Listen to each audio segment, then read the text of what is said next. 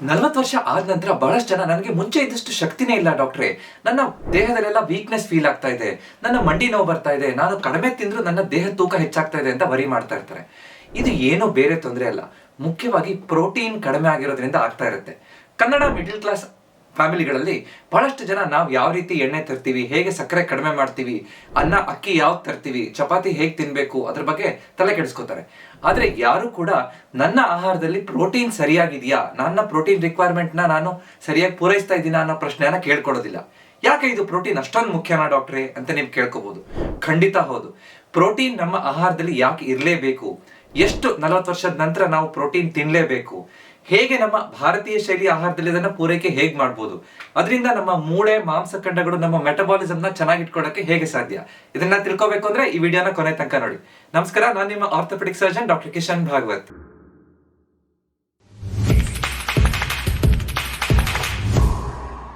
ಇದನ್ನ ಒಂದು ಸುಲಭ ಉದಾಹರಣೆಯಿಂದ ಅರ್ಥ ಮಾಡ್ಕೊಳ್ಳೋಣ. ನಾವೊಂದು ಮೊಬೈಲ್ ಫೋನ್ ಹೊಸದಾಗಿ ತಗೊಂಡಾಗ ಬೇಗ ಅದು ಚಾರ್ಜ್ ಆಗ್ಬಿಡುತ್ತೆ. ಅಂದ್ರೆ ಅರ್ಧ ಗಂಟೆ ಮುಕ್ಕಾಲು ಗಂಟೆಯಲ್ಲಿ ಫುಲ್ ಚಾರ್ಜ್ ಆಗ್ಬಿಡುತ್ತೆ.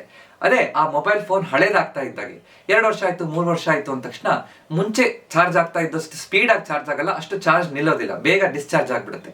ಅದೇ ತರ ನಮ್ಮ ದೇಹದಲ್ಲೂ ಕೂಡ ವಯಸ್ಸಾಗ್ತಾ ಇದ್ದಾಗ ಹಲವಾರು ಬದಲಾವಣೆಗಳಾಗುತ್ತೆ. ನಾವು ಮುಂಚೆ ತಿಂತಾ ಇರುವಂತ ಆಹಾರ ಅಷ್ಟು ಮೈಲೇಜ್ ಕೊಡಲ್ಲ ಅಂತ ನಾವು ಹೇಳ್ಬೋದು. ಹೇಗೆ ಏನಾಗುತ್ತೆ, 40 ವರ್ಷದ ನಂತರ ಪ್ರತಿ ವರ್ಷಕ್ಕೆ 1% ಮಾಂಸಖಂಡಗಳು ಕ್ಷೀಣಿಸ್ತಾ ಬರುತ್ತೆ. ಆ ಮಾಂಸಖಂಡ ಹೋಗಿ ಅದ್ರ ಬದಲು ಅಲ್ಲಿ ಫ್ಯಾಟ್ ಬೊಜ್ಜು ತುಂಬ್ಕೋತಾ ಬಂದ್ಬಿಡುತ್ತೆ. ಸೊ ನಮ್ಗೆ ಸುಸ್ತಾಗುವಂತಹ ಕಾರಣ ಆಗ್ತಾ ಹೋಗುತ್ತೆ. ಎರಡನೇದು, ಮೂಳೆಗಳು ವೀಕ್ ಆಗ್ತಾ ಬರುತ್ತೆ. ಆಸ್ಟಿಯೋಪೋರೋಸಿಸ್, ಮಾಂಸಖಂಡ ಕಡಿಮೆ ಆಗೋದನ್ನ ಸಾರ್ಕೋಪೀನಿಯಾ ಅಂತ ಹೇಳ್ತೀವಿ, ಮೂಳೆಗಳು ಕಡಿಮೆ ಆಗೋದನ್ನ ಆಸ್ಟಿಯೋಪೋರೋಸಿಸ್. ಮೂಳೆಗಳು ಒಂದು ಜೀವಂತ ವಸ್ತು, ಒಂದು ಜಡ ವಸ್ತು ಅಲ್ಲ. ಸೊ ಅದರಲ್ಲಿ ಹೊಸ ಕೋಶಗಳು ಬೆಳವಣಿಗೆ ಆಗಲ್ಲ. ಸರಿಯಾಗಿ ಪ್ರೋಟೀನ್ ಇಲ್ಲ ಅಂತಂದ್ರೆ, ಮೂಳೆಗಳಿಗೆ ಬೇಕಾಗಿರುವಂತ ಪ್ರೋಟೀನ್ ಕೊಡ್ಲಿಲ್ಲ ಅಂದ ತಕ್ಷಣ ಮೂಳೆಗಳು ವೀಕ್ ಆಗ್ತಾ ಬಂದ್ಬಿಡುತ್ತೆ. ಅವಾಗ ನಮ್ಗೆ ಸುಸ್ತಾಗೋದು, ಮುಂಚೆ ನಡೆದಷ್ಟು ನಡೆಯಕ್ಕಾಗಲ್ಲ, ಕೆಲಸಗಳು ಮಾಡ್ಬೇಕಾದ್ರೆ ನಮ್ಗೆ ಬೇಗ ಮೈಕೈ ನೋವು ಬರುತ್ತೆ, ಈ ತೊಂದರೆಗಳೆಲ್ಲ ಕಾಣಿಸ್ಕೊತಾ ಬಂದ್ಬಿಡುತ್ತೆ. ಮೂರನೇದು, ನಮ್ಮ ಮೆಟಬಾಲಿಸಮ್ ವೀಕ್ ಆಗ್ತಾ ಬರುತ್ತೆ ಅಥವಾ ಸ್ಲೋ ಆಗ್ತಾ ಬರುತ್ತೆ ಅಂತ ಹೇಳ್ಬೋದು. ಅಂದ್ರೆ ಅದೇ ಇಂಜಿನ್ ಅದು ಕರೆಕ್ಟ್ ಆಗಿ ವಯಸ್ಸಾಗ್ತಾ ಇದ್ದಾಗ, ಇಂಜಿನ್ ಹಳೇದಾಗ್ತಾ ಇದ್ದಾಗ ಅದಷ್ಟು ಮೈಲೇಜ್ ಕೊಡೋದಿಲ್ಲ ಅಂತ ನಾನೇನ್ ಹೇಳಿದ್ನೋ, ಅದೇ ರೀತಿ ಮೆಟಬಾಲಿಸಮ್ ಸ್ಲೋ ಆದಾಗ ನಾವು ಮುಂಚೆ ತಿಂತಾ ಇರುವಂತ ಆಹಾರ ಅಷ್ಟು ಪೋಷಕಾಂಶಗಳು ನಮ್ಗೆ ಕೊಡಲ್ಲ, ನಮ್ಮ ದೇಹ ಅಷ್ಟು ಚೆನ್ನಾಗಿ ಹೀರ್ಕೊಳ್ಳೋದಿಲ್ಲ, ಅದನ್ನ ಕೆಲಸ ಮಾಡಿಸ್ಕೊಳ್ಳೋದಿಲ್ಲ. ಅವಾಗ ನಮ್ಗೆ ವೀಕ್ನೆಸ್ ಬರುತ್ತೆ. ನಾನು ಮುಂಚೆ ಕಡಿಮೆ ಎಷ್ಟು ತಿಂತಿದ್ನೋ ಅಷ್ಟೇ ಪ್ರೋಟೀನ್ ತಿಂದ್ರು ಕೂಡ ನನಗೆ ಈಗ ಮಾಂಸಖಂಡಗಳು ಗಟ್ಟಿ ಆಗ್ತಾ ಇಲ್ವಲ್ಲ ಅಂತ ಅನಿಸ್ತಾ ಇರುತ್ತೆ. ಸೊ ಈ ತೊಂದರೆ ಆಗ್ಬೋದು. ನಾಲ್ಕನೇದು, ಇನ್ಸುಲಿನ್ ರೆಸಿಸ್ಟೆನ್ಸ್ ಹೆಚ್ಚಾಗ್ತಾ ಬಂದ್ಬಿಡುತ್ತೆ. ಇನ್ಸುಲಿನ್ ರೆಸಿಸ್ಟೆನ್ಸ್ ಹೆಚ್ಚಾಗ್ತಾ ಬಂದಾಗೆ 40 ವರ್ಷದ ನಂತರ ನಮ್ಗೆ ಹೆಚ್ಚು ಡಯಾಬಿಟಿಸ್ ಬರುವಂತ ಸಾಧ್ಯತೆ, ಹೊಟ್ಟೆ ಬೊಜ್ಜು ಬರುವಂತದ್ದು, ಫ್ಯಾಟಿ ಲಿವರ್ ಬರುವಂತದ್ದು, ಈ ಎಲ್ಲ ತೊಂದರೆ ಬರ್ಬೋದು. ಸರಿಯಾಗಿ ನಮ್ಮ ಆಹಾರದಲ್ಲಿ ಪ್ರೋಟೀನ್ ಇದ್ರೆ ಬಹಳ ಚೆನ್ನಾಗಿ ಇನ್ಸುಲಿನ್ ಸೆನ್ಸಿಟಿವಿಟಿಯನ್ನ ಮೇಂಟೈನ್ ಮಾಡ್ಬೋದು. ಹೊಟ್ಟೆ ಬೊಜ್ಜು ಬರ್ದೇ ಇರೋ ಹಾಗೆ, ನಮ್ಮ ಈ ಫ್ಯಾಟಿ ಲಿವರ್ ಬರ್ದೇ ಇರೋ ಹಾಗೆ, ಹಲವಾರು ರೀತಿಯಾದಂತಹ ಡಯಾಬಿಟಿಸ್, ಬೇರೆ ಬೇರೆ ಕಾಯಿಲೆಗಳು ಬರ್ದೇ ಇರೋ ರೀತಿಯಲ್ಲಿ ನೋಡ್ಕೊಳ್ಳಿಕ್ಕೂ ಸಾಧ್ಯ ಆಗುತ್ತೆ. ಪ್ರೋಟೀನ್ ಇಷ್ಟೊಂದು ಮುಖ್ಯನಾ ಡಾಕ್ಟ್ರೆ, ನಾನು ಪ್ರೋಟೀನ್ ನಮ್ಮ ಆಹಾರದಲ್ಲಿ ನಾನು ಪ್ರತಿನಿತ್ಯ ನಮ್ಮನೇಲಂತೂ ನಾನು ತಿಂತಾ ಇದ್ದೀನಿ ಅಂತ ಹಲವಾರು ಜನ ಅನ್ಕೊಂಡಿರ್ತಾರೆ. ಆದ್ರೆ ಹೆಚ್ಚಿನ ಭಾರತೀಯ ಶೈಲಿ ಆಹಾರ, ಅದು ದಕ್ಷಿಣ ಭಾರತದಲ್ಲಿ ತಿಂತಾ ಇರುವಂತ ಆಹಾರ ಪದ್ಧತಿ ನೋಡಿದ್ರೆ ನಮ್ಮ ದಿನದ ಪ್ರೋಟೀನ್ ಪೂರೈಕೆ ಎಷ್ಟು ಇರಬೇಕೋ ಅದ್ರ ಅರ್ಧನೂ ನಾವು ತಿಂತಾ ಇಲ್ಲ. ನಮ್ಗೆ ಆಶ್ಚರ್ಯ ಆಗುತ್ತೆ, ನಾವು ಇಷ್ಟೊಂದು ವರ್ಷದಿಂದ ಹಲವಾರು ಜನ ತಿನ್ಕೊಂಡು ಬರ್ತಾ ಇದ್ರಲ್ಲ, ನಮ್ಮ ಪೂರ್ವಜರೆಲ್ಲ ಗಟ್ಟಿ ಇದ್ರಲ್ಲ ಡಾಕ್ಟ್ರೆ, ಏನಿದು ನೀವು ಹೊಸ ವಿಷಯ ಹೇಳ್ತಿದ್ದೀರಲ್ಲ ಅಂತ ಅನ್ಸ್ಬೋದು. ನಮ್ಮ ಪೂರ್ವಜರು, ನಮ್ಮ ಆಹಾರ ಶೈಲಿ ಹೆಚ್ಚು ಕಾರ್ಬೋಹೈಡ್ರೇಟ್ ಯುಕ್ತ ಆಹಾರ. ಮುಂಚೆ ಕಾರ್ಬೋಹೈಡ್ರೇಟ್ ಹೆಚ್ಚಿರುವಂತ ಆಹಾರ ತಿಂತಿದ್ರು, ಚೆನ್ನಾಗಿ ಶ್ರಮ ವಹಿಸಿ ಕೆಲಸ ಮಾಡ್ತಾ ಇದ್ರು, ಅವಾಗ ಅವ್ರಿಗೇನು ತೊಂದರೆ ಆಗ್ತಿರ್ಲಿಲ್ಲ. ಅಂದ್ರೆ ದೇಹ ಕರೆಕ್ಟ್, ಮೆಟಬಾಲಿಸಮ್ ಕರೆಕ್ಟ್ ಆಗಿ ಆಕ್ಟಿವ್ ಆಗಿತ್ತು. ಆದ್ರೆ ಈಗಿನ ಜೀವನ ಶೈಲಿ ಪ್ರಕಾರ ನಮ್ಮ ಆಹಾರ ಪದ್ಧತಿ ಬದಲಾಗಿಲ್ಲ. ನಾವು ಮುಂಚೆ ತಿಂದಿರುವಂತಹ ಹೆಚ್ಚು ಕಾರ್ಬೋಹೈಡ್ರೇಟ್ ಯುಕ್ತ ಆಹಾರ ತಿಂತಾ ಇದೀವಿ, ಅಷ್ಟು ಶ್ರಮ ವಹಿಸ್ತಾ ಇಲ್ಲ, ಅದು ಹೊಟ್ಟೆ ಬೊಜ್ಜಾಗಿ ಮಾರ್ಪಾಡಾಗ್ತಾ ಇದೆ. ಇದೆಲ್ಲದಕ್ಕೂ ಕರೆಕ್ಟ್ ಆಗಿ ಪರಿಹಾರ ನಮ್ಮ ಆಹಾರದಲ್ಲಿ ಸರಿಯಾಗಿ ಪ್ರೋಟೀನ್ ಪೂರೈಕೆ ಮಾಡಬೇಕು. ಒಬ್ಬ ವ್ಯಕ್ತಿಗೆ ಸಾಮಾನ್ಯ ಅಂದಾಜು 40 ವರ್ಷದ ನಂತರ 70-80 ಗ್ರಾಮ್ ಪ್ರತಿನಿತ್ಯ ಪ್ರೋಟೀನ್ ಬೇಕು. ಆದ್ರೆ ನಾವು ಹಬ್ಬ ಅಂದ್ರೂ 30-40 ಗ್ರಾಮ್ ತಿಂತಿದ್ದೇವೋ ಇಲ್ಲೋ ಅಂತ ನಮ್ಗೆ ಗೊತ್ತಿಲ್ಲ. ಅಂದ್ರೆ ಅರ್ಧಕ್ಕಿಂತ ಹೆಚ್ಚಿಲ್ಲ ಅಂತ ನಾನು ಹೇಳ್ದಾಗೆ. ಸೊ 70-80 ಗ್ರಾಮ್ ಬೇಕಲ್ಲ. ನಾವು ಸಸ್ಯಾಹಾರಿ ಮೂಲದವರು ಡಾಕ್ಟ್ರೆ, ನಮ್ಗೆ ಹೆಚ್ಚು ಪ್ರೋಟೀನ್ ತಿನ್ನಕ್ಕಾಗಲ್ಲ ಅಂತ ಹಲವಾರು ಜನ ನೆಪ ಹೇಳ್ತಿರ್ತಾರೆ. ಏನೇ ಆದ್ರೂ ಸರಿಯಾಗಿ ಸಮತೋಲನದಲ್ಲಿ ನಾವು ಪ್ರೋಟೀನ್ ತಿನ್ಲೇಬೇಕು. ಸಸ್ಯಾಹಾರಿ ಮೂಲದಲ್ಲೂ ಸಾಧ್ಯ, ಹೇಗೆ ಅಂತ ಮುಂದೆ ನಾನು ತೋರಿಸ್ಕೊಡ್ತೀನಿ.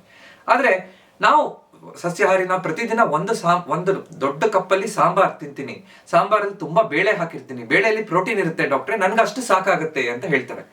1 ಕಪ್ ಸಾಂಬಾರ್, ತುಂಬಾ ಬೇಳೆ ಹಾಕಿ ಮಾಡಿರುವಂತಹ ಸಾಂಬಾರಲ್ಲಿ 6-7 ಗ್ರಾಮ್ ಪ್ರೋಟೀನ್ ಇರಬಹುದು. ನಿಮಗೆ ಇಡೀ ದಿನದ ಪೂರೈಕೆ ಅಷ್ಟು ಪ್ರೋಟೀನ್ ಪೂರೈಕೆ ಆಗ್ಬೇಕು ಅಂದ್ರೆ ನೀವು 11-12 ಆ ರೀತಿಯಾದಂತಹ ದೊಡ್ಡ ಕಪ್ ದಪ್ಪ ಬೇಳೆ ಹಾಕಿರುವಂತಹ ಸಾಂಬಾರನ್ನ ತಿನ್ಬೇಕು. ತಿಂತೀರಾ? ಖಂಡಿತ ಇಲ್ಲ. ಸೊ ಅದಕ್ಕೋಸ್ಕರ ಅದರ ಬದಲು ಬೇರೆ ಬೇರೆ ರೀತಿಯಾದಂತಹ ಬೇರೆ ಬೇರೆ ಡೈವರ್ಸ್ ಪ್ರೋಟೀನ್ ಸೋರ್ಸಸ್ ನಾವು ಸೇರಿಸ್ಕೋಬೇಕು. ಅದು ಬಹಳ ಮುಖ್ಯ. ಅದ್ರ ಜೊತೆಗೆ ನಾವು ಪ್ರೋಟೀನ್ ಇಲ್ಲ ಅಂತಂದ ತಕ್ಷಣ ನಮ್ಗೆ ಹಲವಾರು ತೊಂದರೆಗಳಾಗುತ್ತೆ. ಅದೇನಂತ ನಾವು ಈಗಾಗಲೇ ನೋಡಿದ್ದೀವಿ. ಯಾಕೆ ಪ್ರೋಟೀನ್ ಎಷ್ಟು ಬೇಕು ಅದನ್ನ ಹೇಗೆ ಲೆಕ್ಕ ಹಾಕೋದು ನೋಡ್ತಾ ಹೋಗೋಣ. ನೀವು ಗೂಗಲ್ ಸರ್ಚ್ ಮಾಡಿ ನೋಡಿದ್ರೆ ಒಬ್ಬ ವ್ಯಕ್ತಿಗೆ ಎಷ್ಟು ಪ್ರೋಟೀನ್ ಬೇಕು ಅಂತ ನೋಡಿದ್ರೆ, ಮುಂಚೆ ಅಂದ್ರೆ ಹಳೆ ರಿಸರ್ಚ್ ಏನ್ ಹೇಳ್ತಿತ್ತು ಅಂದ್ರೆ 0.8 gram per KG body weight ಸಾಕು ಅಂತ. ಅಂದ್ರೆ ನೀವು 70 ಕೆಜಿ ಒಬ್ಬ ವ್ಯಕ್ತಿ ಆಗಿದ್ರೆ 70 ಕೆಜಿ ನಿಮ್ಮ ತೂಕ ಅಂತ ಅನ್ಕೊಂಡ್ರೆ ಸುಮಾರು ಒಂದು 55ರಿಂದ 60 ಗ್ರಾಮ್ ಪ್ರೋಟೀನ್ ತಗೊಂಡ್ರೆ ಸಾಕು ಅಂತ. ಆದ್ರೆ ಇದು ಯಾರಿಗೆ ಸಾಕು? 35ರಿಂದ 40 ವರ್ಷದ ಒಳಗಿನವ್ರಿಗೆ, ಸುಮ್ಮನೆ ಕೂತ್ಕೊಂಡಿರೋರ್ಗೆ, ಅಂತವ್ರಿಗಷ್ಟೇ ಸಾಕು. 35-40 ವರ್ಷದ ನಂತರ ನಾನು ಈಗಾಗಲೇ ಹೇಳಿದಾಗೆ ಹೇಗೆ ಮಾಂಸಖಂಡಗಳು ಕ್ಷೀಣಿಸ್ತಾ ಬರುತ್ತೆ, ಮೂಳೆ ವೀಕ್ ಆಗ್ತಾ ಬರುತ್ತೆ, ಮೆಟಬಾಲಿಸಮ್ ಸ್ಲೋ ಆಗ್ತಾ ಬರುತ್ತೆ, ಇನ್ಸುಲಿನ್ ರೆಸಿಸ್ಟೆನ್ಸ್ ಹೆಚ್ಚಾಗ್ತಾ ಬರುತ್ತೆ, ಇಂಥವರಿಗೆ 1.2 gram per KG body weight protein ಬೇಕೇ ಬೇಕು. ಅಂದ್ರೆ ನಿಮ್ಮ ತೂಕ 70 ಕೆಜಿ ಆಗಿದ್ರೆ ನೀವು 85 ಗ್ರಾಮ್ ದಿನಕ್ಕೆ ಪ್ರೋಟೀನ್ ಬೇಕೇ ಬೇಕು ಅಂತ. ಆ ಲೆಕ್ಕ ಎಲ್ಲರೂ ಕರೆಕ್ಟ್ ನೆನ್ಪಿಟ್ಕೋಬೇಕು. ನಿಮ್ಗೆ ನಾನು ಹೇಳ್ತಾ ಇರುವಂತದ್ದು ಇದು ಬಾಡಿ ಬಿಲ್ಡಿಂಗ್ ಮಾಡೋಂಥವ್ರಿಗೆ ಅಥವಾ ತುಂಬಾ ಶ್ರಮ ವಹಿಸಿ ಕೆಲಸ ಮಾಡೋಂಥವ್ರಿಗಲ್ಲ. ನಮ್ಮ ಆರೋಗ್ಯ ಚೆನ್ನಾಗಿರ್ಬೇಕು ಅಂದ್ರೆ, ನನಗೆ ಮಂಡಿ ನೋವು ಸೊಂಟ ನೋವು ಬರಬಾರ್ದು ಅಂದ್ರೆ, ನಾನು ಆಕ್ಟಿವ್ ಆಗಿ ಖುಷಿಯಾಗಿ ಫ್ರೀ ಆಗಿ ವಯಸ್ಸಾದ್ಮೇಲೆ ಬೀಳ್ಬಾರ್ದು, ಆರಾಮಾಗಿ ಖುಷಿಯಾಗಿ ಇಂಡಿಪೆಂಡೆಂಟ್ ಆಗಿ ಮೆಟ್ಲು ಹತ್ತಿ ಇಳಿದು ಮಾಡಬೇಕು, ನನ್ನ ಕೆಲಸಗಳನ್ನ ಮಾಡಬೇಕು, ಮೊಮ್ಮಕ್ಕಳ ಜೊತೆ ಆಟ ಆಡ್ಬೇಕು ಅಂದ್ರೆ ಖಂಡಿತ ಇಷ್ಟು ಪ್ರೋಟೀನ್ ನಾವು ತಗೊಳ್ಳೇಬೇಕು. ಅರೆ, ನೀವೊಬ್ಬ ಮೂಳೆ ಕೀಲು ತಜ್ಞರಾಗಿ ನಮ್ಗೆ ಆಹಾರದ ಬಗ್ಗೆ, ಪ್ರೋಟೀನ್ ಬಗ್ಗೆ ಯಾಕೆ ಹೇಳ್ತಿದ್ದೀರಿ ಡಾಕ್ಟ್ರೆ ಅಂತ ನಿಮ್ಗೆ ಆಶ್ಚರ್ಯ ಆಗ್ಬೋದು. ಖಂಡಿತ ನನಗೆ ಇದು ಬಹಳ ಮುಖ್ಯ. ಪ್ರತಿನಿತ್ಯ ನಾನು ವಯಸ್ಸಾದವ್ರನ್ನ ನೋಡ್ತಾ ಇರ್ತೀನಿ. ಹೆಚ್ಚಿನ ಜನರಲ್ಲಿ ಈ ಪ್ರೋಟೀನ್ ಡಿಫಿಷಿಯನ್ಸಿಯಿಂದ ಹಲವಾರು ತೊಂದರೆಗಳಾಗ್ತಾ ಇರುತ್ತೆ. ಈಗ ನಾನು ಮೂಳೆ ಕೀಲು ತಜ್ಞನಾಗಿ ಮೊಣಕಾಲು ನೋವನ್ನ ನೋಡ್ತೀನಿ. ನೀ ಪೇನ್ ಇದೆ ಅಂತ ತಿಳ್ಕೊಳ್ಳಿ. ನಿಮ್ಗೆ ಹಲವಾರು ಜನರಿಗೆ ಮಂಡಿ ನೋವು ಇರ್ಬೋದು. ಮಂಡಿ ನೋವು ಇರುವಂತಹ 2 ವ್ಯಕ್ತಿಗಳಿದ್ದಾರೆ ಅಂತ ತಿಳ್ಕೊಳ್ಳಿ. ಇಬ್ಬರದು ಒಂದೇ ತರ ಎಕ್ಸ್ರೇ ಇದೆ, ಅಂದ್ರೆ ಮಂಡಿಯಲ್ಲಿ ಸ್ವಲ್ಪ ಸವಕಳಿ ಬಂದಿದೆ. ಇಬ್ಬರಿಗೂ ಒಂದೇ ತರ ಎಕ್ಸ್ರೇಲಿ ಸವಕಳಿ ಕಾಣಿಸ್ತಾ ಇದೆ. ಆದ್ರೆ ಒಬ್ರಿಗೆ ನೋವು ಇರ್ಬೋದು, ಇನ್ನೊಬ್ರಿಗೆ ನೋವು ಇಲ್ಲದೆ ಇರ್ಬೋದು. ಯಾರಿಗೆ ನೋವಿರುತ್ತೆ ಇರಲ್ಲ ಅನ್ನುವಂಥದ್ದು ಅವರ ಮಾಂಸಖಂಡಗಳು ಹೇಗಿದೆ ಅನ್ನೋದ್ರ ಮೇಲೆ ಡಿಪೆಂಡ್ ಆಗುತ್ತೆ. ಅಂದ್ರೆ ನಿಮ್ಮ ಮಾಂಸಖಂಡಗಳು ಗಟ್ಟಿಯಾಗಿದ್ರೆ, ಚೆನ್ನಾಗಿದ್ರೆ, ಸ್ವಲ್ಪ ಮಂಡಿ ಸವಕಳಿ ಇದ್ರೂ ಕೂಡ ನೋವಿಲ್ಲದೆ ಜೀವನ ಸಾಗಿಸ್ಲಿಕ್ಕೆ ಸಾಧ್ಯ. ಯಾಕಂದ್ರೆ ಮಾಂಸಖಂಡಗಳು ಇಂಜಿನ್ ಇದ್ದಾಗೆ. ನಮ್ಮ ದೇಹಕ್ಕೆ ಶಾಕ್ ಅಬ್ಸಾರ್ಬರ್ ಎಫೆಕ್ಟ್ ಕೊಡುತ್ತೆ. ನಮ್ಮ ಕೀಲ್ಗಳಿಗೆ ರಕ್ತ ಸಂಚಾರ ಹೆಚ್ಚಾಗ್ಲಿಕ್ಕೆ ಮಾಂಸಖಂಡಗಳನ್ನ ಗಟ್ಟಿಯಾಗಿ ಇಟ್ಕೋಬೇಕು. ಸುಲಭವಾಗಿ ನಾವು ಸ್ವಲ್ಪ ಈಗ ಟೈಟ್ ಆಗಿರುವಂತಹ ಬಾಗಿಲನ್ನ ತೆಗಿಬೇಕು ಅಂದ್ರೆ, ನನಗೆ ಶಕ್ತಿ ಚೆನ್ನಾಗಿದೆ ಅಂದ್ರೆ ಆರಾಮಾಗಿ ತೆಗಿಬಹುದು. ಅದೇ ನನಗೆ ಶಕ್ತಿನೇ ಇಲ್ಲ ಅಂದ್ರೆ ಬಾಗಿಲು ಟೈಟ್ ಆಗಿರೋದನ್ನ ತೆಗಿಲಿಕ್ಕೆ ಜಾಸ್ತಿ ಶಕ್ತಿ ಬೇಕು. ಅಂದ್ರೆ ಸೌದೋಗಿರುವಂತಹ ಕೀಲು ಅದೇ ತರ ಅಂತ ನಾವು ಅರ್ಥ ಮಾಡ್ಕೋಬೇಕು. ಅದೇ ತರ ಮೂಳೆ ಬಹಳ ಮುಖ್ಯವಾಗಿ ಪ್ರೋಟೀನ್ ಮೂಳೆಗೆ ಬೇಕು. ಹಲವಾರು ಜನಕ್ಕೆ ಆಶ್ಚರ್ಯ ಆಗುತ್ತೆ. ನಾನು ಮೂಳೆ ಗಟ್ಟಿ ಇಟ್ಕೋಬೇಕು ಅಂದ್ರೆ ಕ್ಯಾಲ್ಸಿಯಂ ಮಾತ್ರೆ ತಗೋತಾ ಇದ್ದೀನಿ ಡಾಕ್ಟ್ರೆ, ಹಾಲು ಕುಡಿತಿದ್ದೀನಿ ಅಂತ ಹೇಳ್ತಿರ್ತಾರೆ. ಆದ್ರೆ ಕ್ಯಾಲ್ಸಿಯಂ ಮಾತ್ರ ಸಾಕಾಗಲ್ಲ. ಒಂದು ಬಿಲ್ಡಿಂಗ್ ಕಟ್ಟಬೇಕಾದ್ರೆ ಹೇಗೆ ಒಂದು ಪಿಲ್ಲರ್ ಗಟ್ಟಿ ಇರಬೇಕು ಅಂದ್ರೆ ಒಳಗಡೆ ಸ್ಟೀಲ್ ರಾಡ್ ಜೊತೆಗೆ ಸಿಮೆಂಟು ಮರಳು ಎಲ್ಲ ಬೇಕೋ, ಅದೇ ತರ ನಮ್ಗೆ ಬಹಳ ಮುಖ್ಯವಾಗಿ ಬೇಕಾಗಿರುವಂತದ್ದು ಆ ಸ್ಟೀಲ್ ರಾಡ್ ಕೆಲಸ ಮಾಡೋದು ಪ್ರೋಟೀನ್. ಕ್ಯಾಲ್ಸಿಯಂ ಈ ಸಿಮೆಂಟ್ ತರ ಅಂತ. ಸೊ ಕೇವಲ ಕ್ಯಾಲ್ಸಿಯಂ ಮಾತ್ರ ತಗೊಂಡ್ರಷ್ಟೇ ಸಾಕಾಗೋದಿಲ್ಲ, ನಮ್ಮ ಪ್ರೋಟೀನ್ ಪೂರೈಕೆ ಕರೆಕ್ಟ್ ಆಗಿ ಮಾಡಬೇಕು. ಸೊ ಸರಿಯಾಗಿ 85 ಗ್ರಾಮ್ ಪ್ರೋಟೀನ್ ಎಲ್ಲರೂ ಆ ಕರೆಕ್ಟ್ ಆಗಿ ಅವ್ರ ಡಯಟ್ ಅಲ್ಲಿ ಪೂರೈಕೆ ಮಾಡಿದಾಗ ಮಾತ್ರ ಕರೆಕ್ಟ್ ಆಗಿ ಖುಷಿಯಿಂದ ಜೀವನದಲ್ಲಿ ಆರಾಮಾಗಿ ಜೀವನ ಸಾಗಿಸ್ಲಿಕ್ಕೆ, ಆರೋಗ್ಯವಾಗಿರ್ಲಿಕ್ಕೆ ಸಾಧ್ಯ ಆಗುತ್ತೆ. ಅದೆಲ್ಲ ಬಿಟ್ಬಿಡಿ ಡಾಕ್ಟ್ರೆ, ನನಗೆ ಪ್ರೋಟೀನ್ ಹೇಗೆ ಸಿಗುತ್ತೆ, ಏನ್ ತಿನ್ಬೇಕು ಹೇಳಿ ಅಂತ ಹೇಳಿದ್ರೆ ಕರೆಕ್ಟ್ ಅರ್ಥ ಮಾಡ್ಕೋಬೇಕು. ಸಸ್ಯಾಹಾರಿ ಮೂಲದವ್ರು ಏನ್ ತಿನ್ಬೇಕು, ಮಾಂಸಾಹಾರದವ್ರು ಏನ್ ತಿನ್ಬೇಕು, ಡೀಟೇಲ್ ಆಗಿ ನಾನು ಕರೆಕ್ಟ್ ಆಗಿ ಹೇಳ್ಕೊಡ್ತೀನಿ. ಸಸ್ಯಾಹಾರಿ ಮೂಲದವರು ಮುಖ್ಯವಾಗಿ ನಮಗೆ ಹಾಲು ಮತ್ತು ಹಾಲಿನ ಪದಾರ್ಥಗಳಲ್ಲಿ ಅಂದ್ರೆ ಮಿಲ್ಕ್ ಅಂಡ್ ಮಿಲ್ಕ್ ಪ್ರಾಡಕ್ಟ್ಸ್ ಅಲ್ಲಿ ಬಹಳ ಚೆನ್ನಾಗಿ ಪ್ರೋಟೀನ್ ಸಿಗುತ್ತೆ. ಇದರಲ್ಲಿ ಕ್ಯಾಲ್ಸಿಯಂ ಪ್ರೋಟೀನ್ ಕಾಂಬೋ ಇರುತ್ತೆ. ಬೇಕಾಗಿರುವಂತಹ ಹಲವಾರು ವಿಟಮಿನ್ಸ್ಗಳು ಕೂಡ ಹಾಲಲ್ಲಿ ನಮಗೆ ಸಿಗುತ್ತೆ. ಈ ಹಾಲು ಅಂದ್ರೆ ಪ್ರತಿದಿನ ವಯಸ್ಸಾದ ನಂತರ 40ರ ನಂತರ 1 ಲೋಟ ಹಾಲು ಕುಡಿಯುವಂತಹ ಅಭ್ಯಾಸ ಬೇಕು. ಮಕ್ಕಳಿಗೂ ವಯಸ್ಸಾದವ್ರಿಗೂ ಎಲ್ಲರಿಗೂ ಹಾಲು ಕುಡಿಯೋದ್ರಿಂದ ಬೆಳವಣಿಗೆ ಚೆನ್ನಾಗುತ್ತೆ, ಪ್ರೋಟೀನ್ ಚೆನ್ನಾಗಿ ಸಿಗುತ್ತೆ. ಹಾಲಿನ ಪದಾರ್ಥಗಳು ಅಂತಂದ್ರೆ ಮೊಸರನ್ನ ತಿನ್ನುವಂತಹ ಅಭ್ಯಾಸ ಇರಬೇಕು. 1 ಕಪ್ ಮೊಸರು ಮತ್ತು ಅದ್ರ ಜೊತೆಗೆ ಮಜ್ಜಿಗೆ ಕುಡಿಯುವಂಥದ್ದು. ಇದರಲ್ಲೆಲ್ಲ ಪ್ರೋಬಯೋಟಿಕ್ಸ್ ಕೂಡ ಇರುತ್ತೆ. ನಮ್ಮ ಜೀರ್ಣಕ್ರಿಯೆ ಚೆನ್ನಾಗಿ, ಪಚನ ಕ್ರಿಯೆ ಚೆನ್ನಾಗಿರುತ್ತೆ, ಒಳ್ಳೆ ಪೋಷಕಾಂಶಗಳು ಹೀರ್ಕೊಳ್ಳುತ್ತೆ, ದೇಹಕ್ಕೆ ವಯಸ್ಸಾದ ನಂತರ ಒಳ್ಳೇದಾಗ್ತಾ ಹೋಗುತ್ತೆ. ಸೊ ಪ್ರೋಟೀನ್ ಜೊತೆಗೆ ಬೇರೆ ಬೇರೆ ಏನೇನಿದೆ ಇದೆ ಅನ್ನೋದು ಕೂಡ ಅಷ್ಟೇ ಮುಖ್ಯ ಆಗುತ್ತೆ. ಸೊ ಹಾಲು, ಮೊಸರು, ಮಜ್ಜಿಗೆ ಇದು ಬಹಳ ಮುಖ್ಯ. ಅದ್ರ ಜೊತೆಗೆ ಪನೀರಲ್ಲಿ ಬಹಳ ಚೆನ್ನಾಗಿ ಪ್ರೋಟೀನ್ ಇರುತ್ತೆ. ಸೊ ನಾವು ವಾರದಲ್ಲಿ 3ರಿಂದ 4 ದಿನ 5 ದಿನ ಆದ್ರೂ ಪನೀರ್ ಸ್ವಲ್ಪ ಬಳಸೋದ್ರಿಂದ, ಅದರಲ್ಲೂ ಇತ್ತೀಚಿನ ಕಾಲದಲ್ಲಿ ಲೋ ಫ್ಯಾಟ್ ಪನೀರ್ ಅಂತ ಸಿಗುತ್ತೆ, ಆ ಪನೀರನ್ನ ಬಳಸೋದ್ರಿಂದನೂ ಕೂಡ ಬಹಳ ಚೆನ್ನಾಗಿ ನಮ್ಗೆ ಪ್ರೋಟೀನ್ ಬಹಳ ಚೆನ್ನಾಗಿ ಸಿಗುತ್ತೆ. ಸೊ ಪನೀರ್ ಒಳ್ಳೇದು. ಈ ಬೆಣ್ಣೆ ಮತ್ತು ಚೀಸಲ್ಲೂ ಪ್ರೋಟೀನ್ ಇರುತ್ತೆ, ಆದ್ರೆ ಅದರಲ್ಲಿ ಫ್ಯಾಟ್ ಪ್ರಮಾಣ ಹೆಚ್ಚಿರುತ್ತೆ. ಸೊ ನೀವು ಫ್ಯಾಟ್ ಕಡಿಮೆ ಮಾಡಬೇಕು, ನಿಮ್ಗೆ ಬೇರೆ ಈ ಕೊಲೆಸ್ಟ್ರಾಲ್ ಸಮಸ್ಯೆ ಎಲ್ಲ ಇದೆ ಅಂತಂದ್ರೆ ಪನೀರನ್ನ ತಿನ್ಬಹುದು, ಮೊಸರನ್ನ ತಿನ್ಬಹುದು, ಹಾಲನ್ನ ಕುಡಿಬಹುದು. ಬಟ್ ಎಲ್ಲದೂ ಇತಿಮಿತಿ ಇರುವಂತದ್ದು ಬಹಳ ಮುಖ್ಯ. ಸೊ ಹಾಲಿನ ಪದಾರ್ಥಗಳಲ್ಲಿ ಬಹಳ ಚೆನ್ನಾಗಿ ನಮ್ಗೆ ಪ್ರೋಟೀನ್ ಸಿಗುತ್ತೆ. ಅದಲ್ಲದೆ ಬೇರೆ ಬೇರೆ ಎಲ್ಲೆಲ್ಲಿ ಸಿಗುತ್ತೆ ಡಾಕ್ಟ್ರೆ ಅಂತಂದ್ರೆ ಮೊಳಕೆ ಕಾಳಲ್ಲಿ ಬಹಳ ಚೆನ್ನಾಗಿ ಸಿಗುತ್ತೆ. ಹಲವಾರು ರೀತಿಯಾದಂತಹ ಬೇರೆ ಬೇರೆ ಕಾಳುಗಳನ್ನ ತಗೊಂಡು ನಾವು ಮೊಳಕೆ ಒಡಿಸಿ ತಿನ್ನೋದ್ರಿಂದ, ಜರ್ಮಿನೇಷನ್ ಮಾಡಿ ಅದನ್ನ ತಗೊಳ್ಳೋದ್ರಿಂದ ಬಹಳ ಚೆನ್ನಾಗಿ ನಮ್ಗೆ ಬೇಕಾಗಿರುವಂತಹ ಪ್ಲಾಂಟ್ ಸಸ್ಯಾಹಾರಿ ಮೂಲದಿಂದ ಸಿಗುವಂತಹ ಪ್ರೋಟೀನ್ ನಮ್ಮ ದೇಹದಲ್ಲಿ ಸುಲಭವಾಗಿ ಡೈಜೆಸ್ಟ್ ಆಗುತ್ತೆ, ನಮ್ಗೆ ಚೆನ್ನಾಗಿ ಉಪಯೋಗ ಆಗುತ್ತೆ. ಸೊ ಪ್ರತಿದಿನ 1 ಮುಷ್ಟಿ ಅಥವಾ 1 ಬೌಲ್ ಈ ಮೊಳಕೆ ಕಾಳು ತಿನ್ನುವಂತಹ ಅಭ್ಯಾಸ ಬಹಳ ಒಳ್ಳೆಯದು. ಹಸಿರು ಕಾಳು, ಕಡಲೆಕಾಳು, ಬೇರೆ ಬೇರೆ ರೀತಿಯಾದಂತಹ ಕಾಳನ್ನ ನಾವು ಮೊಳಕೆ ಹೊಡಿಸಿ ಮಕ್ಕಳಿಗೆ, ಮನೇಲಿರುವಂತ ಎಲ್ಲರಿಗೂ ಕೂಡ ಆಗುವಷ್ಟು ಮೊಳಕೆ ಕಾಳನ್ನ ಮಾಡುವಂತಹ ಅಭ್ಯಾಸ ಬಹಳ ಒಳ್ಳೆಯದು. ಇದು ಹಲವಾರು ಜನರು ಮನೇಲಿ ಮಾಡಲ್ಲ. ರುಚಿ ಇರಲ್ಲ ಡಾಕ್ಟ್ರೆ, ಮಕ್ಕಳ ತಿನ್ನಲ್ಲ, ವಯಸ್ಸಾದ್ಮೇಲೆ ಪ್ರತಿದಿನ ತಿನ್ನಕ್ಕಾಗಲ್ಲ. ಇದನ್ನ ಔಷಧಿ ಅಂತ ತಿನ್ನಕ್ಕೆ ಪ್ರಾರಂಭ ಮಾಡ್ಬೇಕು. ಸ್ವಲ್ಪ ದಿನ ತಿಂತ ನಮ್ಗೆ ಅದನ್ನ ಬೇರೆ ಬೇರೆ ರೆಸಿಪಿಯಲ್ಲಿ ಮೊಳಕೆ ಕಾಳನ್ನ ಹಾಕಿ ರುಚಿಯಾದ ಅಡುಗೆ ಮಾಡ್ಲಿಕ್ಕೆ ಬರುತ್ತೆ. ಅದನ್ನ ನಾವು ಎಕ್ಸ್ಪ್ಲೋರ್ ಮಾಡಿ ನೋಡಿದಾಗ ಮಾತ್ರ ನಮ್ಗೆ ಅರ್ಥ ಆಗುತ್ತೆ. ಸೊ ಮೊಳಕೆ ಕಾಳು ತಿನ್ನುವಂತಹ ಅಭ್ಯಾಸ ಎಲ್ಲರಿಗೂ ಬೇಕು. ನಾವು ಸಾಂಬಾರನ್ನ ತಿಂತೀವಿ. ಸಾಂಬಾರಲ್ಲಿ ಹಲವಾರು ಬೇಳೆಗಳನ್ನು ಹಾಕ್ತೀವಿ. ಬೇಳೆಗಳಲ್ಲಿ ಪ್ರೋಟೀನ್ ಇದೆ ಅಂತ ಎಲ್ಲರಿಗೂ ಗೊತ್ತು. ಆದ್ರೆ ಹೆಚ್ಚಿನ ಜನರ ಮನೆಯಲ್ಲಿ ಮಾಡುವಂತಹ ಸಾರು ಸಾಂಬಾರ್ ತುಂಬಾ ತೆಳ್ಳಗಿರುತ್ತೆ. 1 ಅಥವಾ 2 ತರಕಾರಿ ಮಾತ್ರ ಇರುತ್ತೆ, ಅಥವಾ 1 ಅಥವಾ 2 ಹೋಳು ಮಾತ್ರ ಇರುತ್ತೆ ಒಂದು ಕಪ್ ಸಾಂಬಾರಲ್ಲಿ. ಹಾಗಿರಬಾರ್ದು. ನಮ್ಮ ಸಾಂಬಾರ್ ಮಾಡಿದಾಗ ಕರೆಕ್ಟ್ ಆಗಿ ತರಕಾರಿ ಹಾಕಿ, ಹೆಚ್ಚು ಬೇಳೆ ಹಾಕಿ ಸಾಂಬಾರ್ ಮಾಡುವಂತ ಅಭ್ಯಾಸ ಇಟ್ಕೋಬೇಕು. ಅಥವಾ ದಾಲ್ ಮಾಡ್ತೀವಿ, ಅಥವಾ ತೊವೆ ಅಂತ ಮಾಡ್ತೀವಿ. ಅದು ದಪ್ಪ ಆಗಿರುವಂತಹ ತೊವೆ ದಾಲ್ ಇದ್ದಾಗ ಅದರಲ್ಲಿ ಪ್ರೋಟೀನ್ ಬಹಳ ಚೆನ್ನಾಗಿರುತ್ತೆ. ಸೊ ಇದನ್ನ ನಾವು ಕರೆಕ್ಟ್ ಅರ್ಥ ಮಾಡ್ಕೋಬೇಕು. ಸರಿಯಾದ ರೀತಿಯಲ್ಲಿ ಈ ಬೇಳೆಗಳನ್ನು ಉಪಯೋಗಿಸಿ ಹೇಗೆ ನಮ್ಗೆ ಸಾಂಬಾರ್ ಅಥವಾ ಸಾರನ್ನ ಮಾಡ್ಬೇಕು ಅದನ್ನ ಕರೆಕ್ಟ್ ಅರ್ಥ ಮಾಡ್ಕೊಂಡ್ರೆ ಅನುಕೂಲ ಆಗ್ತಾ ಹೋಗುತ್ತೆ. ಇನ್ನು ಕೆಲವೊಂದಿಷ್ಟು ಡ್ರೈ ಫ್ರೂಟ್ಸ್ ಗಳಲ್ಲೂ ಪ್ರೋಟೀನ್ ಸಿಗುತ್ತೆ. ಸೊ ಅದನ್ನ ಒಂದು ಮುಷ್ಟಿ ಬೆಳಗ್ಗೆ ತಿನ್ನೋದ್ರಿಂದ ಬೇರೆ ಮೈಕ್ರೋ ನ್ಯೂಟ್ರಿಯೆಂಟ್ ಜೊತೆಗೆ ಪ್ರೋಟೀನ್ ಸಿಕ್ತಾಗುತ್ತೆ. ಅದನ್ನು ನಾವು ಮರಿಬಾರ್ದು. ಅದರ ಜೊತೆಗೆ ಕರೆಕ್ಟ್ ಆಗಿ ಸೋಯಾ ಪ್ರಾಡಕ್ಟ್ಸ್ ಅನ್ನ ತಿನ್ನುವಂತವ್ರು, ಸೋಯಾ ಮಿಲ್ಕ್ ಸಿಗುತ್ತೆ, ಸೋಯಾ ಚಂಕ್ಸ್ ಅಂತ ಸಿಗುತ್ತೆ. ಅದು ತುಂಬಾ ಹೈ ಡೆನ್ಸಿಟಿ ಪ್ರೋಟೀನ್ ಅದರಲ್ಲಿ ಇರುತ್ತೆ.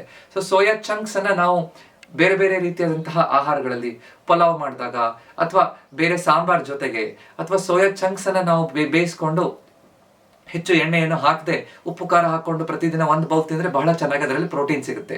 ಸೊ ಹೀಗೆ ಹಾಲಿನ ಪದಾರ್ಥಗಳು, ಮೊಳಕೆ ಹೊಡಿಸಿದಂತಹ ಕಾಳು, ಈ ಬೇಳೆಗಳು, ಅದರ ಜೊತೆಗೆ ಡ್ರೈ ಫ್ರೂಟ್ಸ್ಗಳು, ಸೋಯಾ ಪ್ರಾಡಕ್ಟ್ಸ್, ಇದೆಲ್ಲದರಲ್ಲೂ ಬಹಳ ಚೆನ್ನಾಗಿ ನಮಗೆ ಸಸ್ಯಾಹಾರಿ ಮೂಲ ಇರುವಂತವ್ರಿಗೆ ಪ್ರೋಟೀನ್ ಸಿಗುತ್ತೆ. ಅದನ್ನು ನಾವು ಕರೆಕ್ಟ್ ಆಗಿ ಪೂರೈಕೆ ಮಾಡೋದನ್ನ ಮರಿಬಾರ್ದು.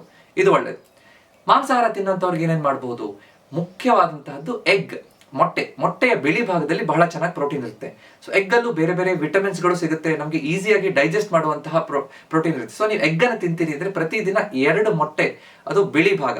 ನೀವು 40 ವರ್ಷದ ನಂತರ ನಂಗೆ ಕೊಲೆಸ್ಟ್ರಾಲ್ ಹೆಚ್ಚಿರುತ್ತೆ ಹಳದಿ ಭಾಗದಲ್ಲಿ ಅಂತ ಆ ಡೌಟ್ ಇದೆ, ಕನ್ಸರ್ನ್ ಇದೆ, ಆ ಕಳವಳ ನಿಮ್ಗೆ ಇದೆ ಅಂತಂದ್ರೆ 2 ಬಿಳಿ ಭಾಗದ, ಅಂದ್ರೆ ಇಡೀ ಮೊಟ್ಟೆಯ ಬಿಳಿ ಭಾಗ ತಿಂದ್ರೆ ಅರ್ಧ ಭಾಗ ಆ ಒಳಗಡೆ ಇರುವಂತ ಎಲ್ಲೋ ತಿಂದ್ರೆ ನಿಮ್ಗೆ ಆ ಕೊಲೆಸ್ಟ್ರಾಲ್ ಹೆಚ್ಚಾಗಲ್ಲ ಅನ್ನುವಂತಹ ಭಯನ ನೀವು ಹೋಗ್ಲಾಡಿಸಬಹುದು. ಸೊ 2 ಮೊಟ್ಟೆಯನ್ನ ತಿನ್ನುವಂಥದ್ದು ಒಳ್ಳೇದು. ಅಥವಾ ಮೀನನ್ನ ತಿನ್ನುವಂಥದ್ದು, ಫಿಶ್ ಅಲ್ಲಿ ಬಹಳ ಚೆನ್ನಾಗಿ ಪ್ರೋಟೀನು ಸಿಗುತ್ತೆ. ಅದ್ರ ಜೊತೆಗೆ ಒಮೆಗಾ 3 ಫ್ಯಾಟಿ ಆಸಿಡ್ಸ್ ಇರುತ್ತೆ. ನಮ್ಮ ಹೃದಯಕ್ಕೆ, ನಮ್ಮ ಮೆದುಳಿಗೆ, ಇದಕ್ಕೆಲ್ಲ ಬಹಳ ಒಳ್ಳೆ ಪರಿಣಾಮ ಬೀರುತ್ತೆ. ಸೊ ಫಿಶ್ ಅನ್ನು ತಿನ್ನುವಂಥದ್ದು ಒಳ್ಳೇದು.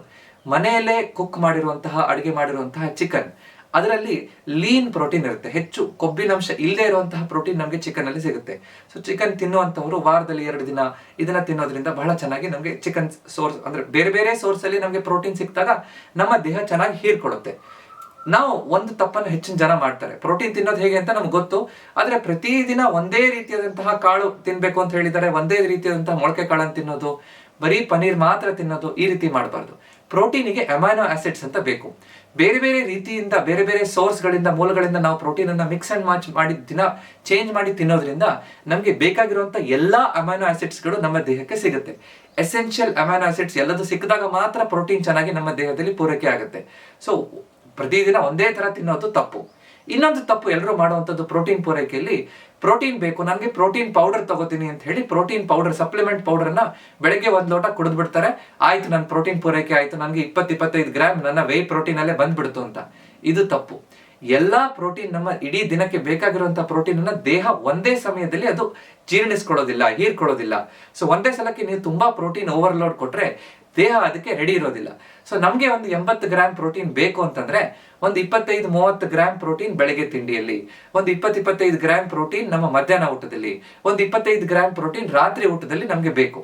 ಈ ರೀತಿ ನಾವು ಡಿವೈಡ್ ಮಾಡಿ ತಗೊಂಡಾಗ ಮಾತ್ರ ಸರಿಯಾದ ಪ್ರೋಟೀನ್ ಪೂರೈಕೆ ನಮ್ಮ ದೇಹಕ್ಕಾಗುತ್ತೆ, ಅದಕ್ಕೆ ಉಪಯೋಗ ಆಗುತ್ತೆ, ದೇಹ ಉಪಯೋಗಿಸ್ಕೊಳ್ಳಕ್ಕೆ ಸಾಧ್ಯ ಆಗುತ್ತೆ. ಒಂದೇ ಸಲ ತುಂಬಾ ಬಂದ್ಬಿಡ್ತು ಅಂದ್ರೆ ಅದು ವೇಸ್ಟ್ ಆಗ್ಬಿಡುತ್ತೆ. ಸೊ ಸರಿಯಾದ ರೀತಿಯಲ್ಲಿ ಡಿವೈಡ್ ಮಾಡ್ಕೊಂಡು ತಿನ್ನೋದು ಕೂಡ ಬಹಳ ಮುಖ್ಯ. ಇನ್ನು ಪ್ರೋಟೀನ್ ಬಗ್ಗೆ ಹಲವಾರು ಜನರಲ್ಲಿ ತಪ್ಪು ಕಲ್ಪನೆಗಳಿರುತ್ತೆ. ಏನೇನು ತಪ್ಪು ಕಲ್ಪನೆ? ಮುಖ್ಯವಾಗಿ ಪ್ರೋಟೀನ್ ತಿನ್ನೋದ್ರಿಂದ ಕಿಡ್ನಿಗೆ ತೊಂದರೆ ಆಗುತ್ತೆ ಅಂತ ಅನ್ಕೊಂಡಿರ್ತಾರೆ. ಇದು ತಪ್ಪು. ಆರೋಗ್ಯವಂತ ವ್ಯಕ್ತಿಗಳಲ್ಲಿ ಈ ಪ್ರೋಟೀನ್ ತಿನ್ನೋದ್ರಿಂದ ಕಿಡ್ನಿಗೆ ಏನೂ ತೊಂದರೆ ಆಗೋದಿಲ್ಲ. ನಿಮ್ಗೆ ಕಿಡ್ನಿ ಸಮಸ್ಯೆ ಇದೆ ಅಂತ ಡಾಕ್ಟರ್ ಹೇಳಿದಾಗ ಅವಾಗ ನಿಮ್ಮ ಡಾಕ್ಟರ್ ಹತ್ರ ಹೋಗಿ ಡಿಸ್ಕಸ್ ಮಾಡ್ಕೊಂಡು ಪ್ರೋಟೀನ್ ರಿಕ್ವೈರ್ಮೆಂಟ್ ನ ಹೇಗೆ ಅಡ್ಜಸ್ಟ್ ಮಾಡಬೇಕು, ಅಂತವ್ರಿಗೂ ಪ್ರೋಟೀನ್ ಬೇಕು, ಆದ್ರೆ ಎಷ್ಟು ಬೇಕು, ಹೇಗೆ ಬೇಕು ಅಂತ ನೀವು ಡಾಕ್ಟರ್ ಹತ್ರ ಡಿಸ್ಕಸ್ ಮಾಡ್ಕೊಂಡು ತಗೊಳ್ಳೋದು ಒಳ್ಳೇದು. ಎಲ್ಲರಿಗೂ ಕೂಡ ಕಿಡ್ನಿ ಡ್ಯಾಮೇಜ್ ಆಗೋದಿಲ್ಲ, ಪ್ರೋಟೀನ್ ಸುಲಭವಾಗಿ ಸುರಕ್ಷಿತವಾಗಿ ತಿನ್ಬಹುದು.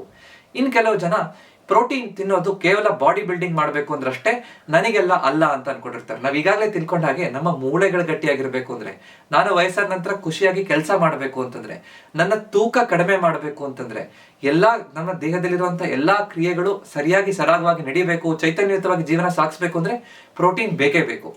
ಇನ್ನಷ್ಟು ಜನರಲ್ಲಿ ನಾನು ಪ್ರೋಟೀನ್ ತಿನ್ನೋದು ಕೇವಲ ಬೆಳೆಯುವಂತಹ ಮಕ್ಕಳಿಗೆ, ವಯಸ್ಸಾದ ನಂತರ ಬೇಡ ಅಂತ ಅನ್ಕೊಂಡಿರ್ತಾರೆ. ಆಕ್ಚುಲಿ ಬೇರೆ ಅಂದ್ರೆ ಮಧ್ಯ ವಯಸ್ಕರಿಗಿಂತ ಜಾಸ್ತಿ ವಯಸ್ಸಾದವರಲ್ಲಿ ಹೆಚ್ಚು ಪ್ರೋಟೀನ್ ಪೂರೈಕೆ ಅವಶ್ಯಕ. ಯಾಕಂದ್ರೆ ಮಾಂಸಖಂಡಗಳು ಮೂಳೆಗಳೆಲ್ಲ ವೀಕ್ ಆಗುವಂತದ್ದು ವಯಸ್ಸಾದವ್ರಲ್ಲಿ ಹೆಚ್ಚು. ಸೊ ಅಂತವರಿಗೆ ಆ ತಪ್ಪು ಕಲ್ಪನೆಯಲ್ಲಿ ಯಾರು ಇರಬಾರ್ದು. ವಯಸ್ಸಾದವರು ಅವ್ರಿಗೆ ಹೆಚ್ಚು ಪ್ರೋಟೀನ್ ಕೊಡೋದು ಹೇಗೆ ಅಂತ ನಾವು ಅರ್ಥ ಮಾಡ್ಕೋಬೇಕು. ಅವ್ರಿಗೆ ತಿನ್ನಕ್ಕಾಗಲ್ಲ ಡಾಕ್ಟ್ರೆ, ಬರೀ ಕೇವಲ ಅನ್ನ ಸಾರು ಮಜ್ಜಿಗೆ ಅಷ್ಟೇ ತಿಂತಾರೆ ಅಂತ ಇದ್ರೆ ಅವರು ಇನ್ನಷ್ಟು ವೀಕ್ ಆಗ್ತಾ ಹೋಗ್ತಾರೆ, ಬೇರೆಯವ್ರ ಮೇಲೆ ಡಿಪೆಂಡ್ ಆಗ್ತಾ ಹೋಗ್ತಾರೆ, ಅವ್ರನ್ನ ನೋಡ್ಕೊಳ್ಳೋವಂಥದ್ದು ಇನ್ನಷ್ಟು ಕಷ್ಟ ಆಗ್ತಾ ಹೋಗುತ್ತೆ. ಸೊ ಆತರ ಆಗ್ಬಾರ್ದಂದ್ರೆ ನಮ್ಮ ಮನೆಯಲ್ಲಿರುವಂತ ಹಿರಿಯರ ಆಹಾರ ಶೈಲಿಯನ್ನ ಕರೆಕ್ಟಾಗಿ ನಾವು ಅದನ್ನ ಬದಲಾಯಿಸಿ ಅದನ್ನ ಕರೆಕ್ಟಾಗಿ ನೋಡ್ಕೊಂಡ್ರೆ, ನಾವು ಅವ್ರ ಜೊತೆ ಖುಷಿಯಾಗಿರೋದನ್ನ ಕರೆಕ್ಟಾಗಿ ಖುಷಿಯಾಗಿ ಸಮಯ ಕಳೆಯೋದನ್ನ ಕರೆಕ್ಟ್ ಅರ್ಥ ಮಾಡ್ಕೊಂಡು ಮುಂದೆ ಬರಿತಾ ಹೋಗ್ಬೋದು. ಸೊ ಆ ರೀತಿ ತಪ್ಪು ಕಲ್ಪನೆಗಳಿಂದ ನಾವು ಹೊರಗಡೆ ಬರಬೇಕು. ಪ್ರೋಟೀನ್ ಪೂರೈಕೆ ಯಾಕೆ ಬೇಕು, ಹೇಗ್ ಬೇಕು, ಅದನ್ನ ಸುಲಭವಾಗಿ ಹೇಗ್ ಮಾಡ್ಬೋದು, 40ರ ನಂತರ ಯಾಕೆ ಬೇಕೇ ಬೇಕು ಅಂತ ನಾನು ಇವತ್ತು ಹೇಳ್ಕೊಟ್ಟಿದ್ದೀನಿ. ಇದೇ ರೀತಿಯಾದಂತಹ ಟಿಪ್ಸ್ ನಿಮ್ಗೆ ಬೇಕು ಅಂತಂದ್ರೆ ಫ್ರೀ ಆಗಿ ನಾನು ಕೊಡ್ತಾ ಇರುವಂತಹ ವಾಟ್ಸ್ಆಪ್ ಹೆಲ್ತ್ ಗ್ರೂಪಿಗೆ ನೀವು ಜಾಯಿನ್ ಆಗಿ. ವಾಟ್ಸ್ಆಪ್ ಹೆಲ್ತ್ ಟಿಪ್ಸ್ ಅನ್ನ ಪ್ರತಿನಿತ್ಯ ಒಂದೊಂದು ಟಿಪ್ 15ರಿಂದ 20 ಸೆಕೆಂಡ್ ಅಲ್ಲಿ ಸುಲಭವಾಗಿ ಓದ್ಲಿಕ್ಕೆ ಆಗುವಂತಹ ಟಿಪ್ಸ್ ಅನ್ನ ನಾನು ನಿಮ್ಗೆ ಕೊಡ್ತಾ ಇದ್ದೀನಿ. ನೀವೇನು ಅದನ್ನ ಸೇರ್ಕೊಂಡಿಲ್ಲ ಅಂದ್ರೆ ಡಿಸ್ಕ್ರಿಪ್ಷನ್ ಮತ್ತು ಪಿನ್ ಕಾಮೆಂಟ್ ಕೊಟ್ಟಿರುವಂತಹ ಲಿಂಕ್ ಅನ್ನ ಒತ್ತಿ ಸೇರ್ಕೊಳ್ಳಿ. ಏನಿದು ಪ್ರೋಟೀನ್ ಇಂದ ತೂಕ ಕಡಿಮೆ ಮಾಡಕ್ಕೆಲ್ಲ ಸಾಧ್ಯನಾ ಡಾಕ್ಟ್ರೆ? ಹೇಗೆ ಬೇರೆ ಬೇರೆ ಆಹಾರ ಅಡಿಗೆ ಮಾಡ್ಕೊಂಡು ನಾವು ತೂಕ ಕಡಿಮೆ ಮಾಡಬಹುದು? ಇದನ್ನ ಡೀಟೇಲ್ ಆಗಿ ನಿಮ್ಗೆ ಬೇಕು. ಇದರ ಜೊತೆಗೆ ಜೀವನ ಶೈಲಿ ಬದಲಾವಣೆ, ಹೇಗೆ ನಾನು ವಾಕಿಂಗ್ ಮಾಡಬೇಕು, ವ್ಯಾಯಾಮ ಮಾಡಬೇಕು, ತೂಕ ಇಳಿಸೋದು ಹೇಗೆ ಅಂತ ನಿಮ್ಗೆ ಇಂಟ್ರೆಸ್ಟ್ ಇದ್ರೆ ಅಥವಾ ಅದನ್ನ ನೀವು ಮಾಡಬೇಕು ಅಂತ ನಿಮ್ಮ ಗೋಲ್ ಇದ್ರೆ, ಈ ವರ್ಷದಲ್ಲಿ ನಾನು ತೂಕ ಕಡಿಮೆ ಆಗ್ಬೇಕು ಅನ್ನೋಂತಹ ಛಲ ಇದ್ರೆ, ನನ್ನ 21 ದಿನದ ವೆಯ್ಟ್ ಲಾಸ್ ಕೋರ್ಸ್ ಅನ್ನ ಜಾಯಿನ್ ಆಗಿ ಸುಲಭವಾಗಿ ಒಳ್ಳೆ ಜೀವನ ಶೈಲಿ ಕಡೆ ಹೇಗೆ ಹೋಗಿ ತೂಕ ಕಡಿಮೆ ಮಾಡಬಹುದು ಅಂತ ನಾನು ನಿಮ್ಗೆ ಹೇಳ್ಕೊಟ್ಟಿದ್ದೀನಿ. ಅದು ಕೂಡ ಪಿನ್ ಕಾಮೆಂಟ್ ಮತ್ತು ಡಿಸ್ಕ್ರಿಪ್ಷನ್ ಅಲ್ಲಿ ಆ ಲಿಂಕ್ ಅನ್ನು ಒತ್ತಿದ್ರೆ ನಿಮ್ಗೆ ಸಿಗುತ್ತೆ. ಇವತ್ತಿನ ವಿಡಿಯೋ ಇಷ್ಟ ಆಯ್ತಂದ್ರೆ ಇದನ್ನ ಲೈಕ್ ಮಾಡಿ ಮತ್ತು ನಿಮ್ಮ ಅಕ್ಕಪಕ್ಕದ ಜೊತೆ ಹಂಚ್ಕೊಳ್ಳಿ. ಇದೇ ರೀತಿಯಾದಂತ ಹೆಚ್ಚಿನ ವಿಡಿಯೋ ನೋಡ್ಬೇಕು ಅಂದ್ರೆ ನನ್ನ ಚಾನಲ್ ನ ಸಬ್ಸ್ಕ್ರೈಬ್ ಮಾಡಿ. ಯಾಕಂದ್ರೆ ನಮ್ಮ ಆರೋಗ್ಯ ನಮ್ಮ ಕೈಲಿದೆ, ಅದನ್ನ ಸರಿಯಾಗಿ ಇಟ್ಕೊಳ್ಳುವಂಥದ್ದು ನಮ್ಮ ಕರ್ತವ್ಯ. ನಮಸ್ಕಾರ.